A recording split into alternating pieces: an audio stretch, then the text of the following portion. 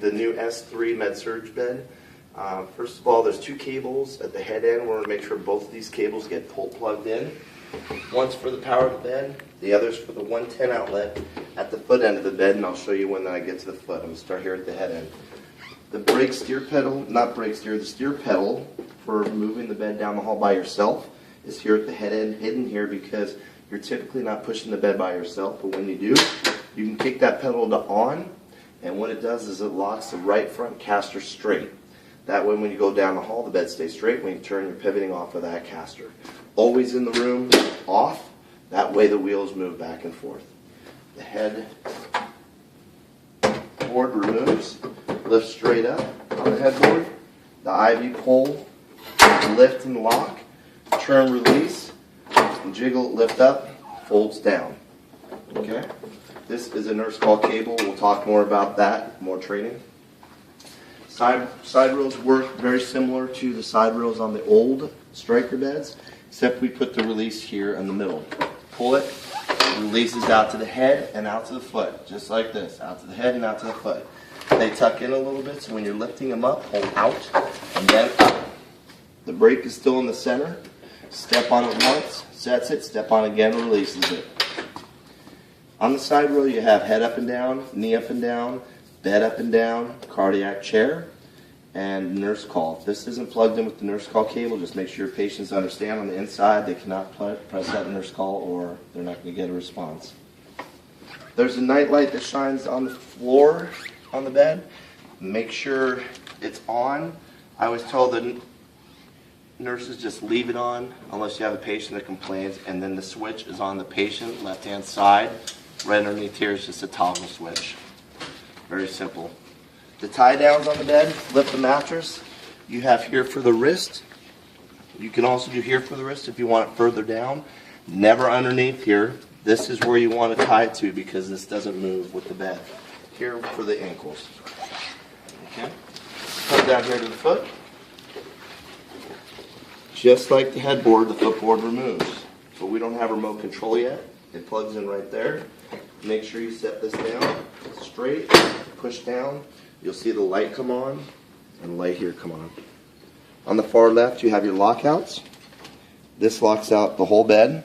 You have a 30-degree lockout, which automatically gets the head of bed 30 degrees, locks the patient out, so they can go higher than 30. They can't go lower than 30. Press it again, turns it off.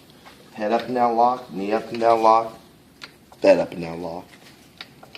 Cardiac Trendelenburg, reverse Trendelenburg is right here in the foot section only. Hold the button no matter what position the bed's in, we'll get it to Trendelenburg. Hold the button no matter what position, we'll get reverse Trendelenburg. Okay. Head up and down, knee up and down, bed up and down. Cardiac chair, just like your side rail. CPR drop. So if there's an emergency, you need to get the bed flat. We just hold this CPR, and it'll drop the bed flat. If you come back over here to the side of the bed, there's a handle here on both sides that says CPR release. This is real important. I tell the nurses not to stand up and squeeze this, to squat down, not underneath the bed, but squat down. Then when you squeeze this, you can't hold it, and it drops the bed flat. That's on both sides. That exit alarm and scale, they work together. You want to make sure the bed is zeroed before the patient gets in the bed. All we're going to do is turn on our scale right here with the scale button. Make sure the bed says 0. If it says 0, you're set and get our patient in the bed. But you're going to make your bed, linens, blanket, pillow. You're going to hold the 0 button to 0 the bed. Release. Takes a couple seconds. The bed will say 0. And then we can get our patient in the bed. That exit alarm for those patients at fall risk. The very first zone it sets on is the least sensitive.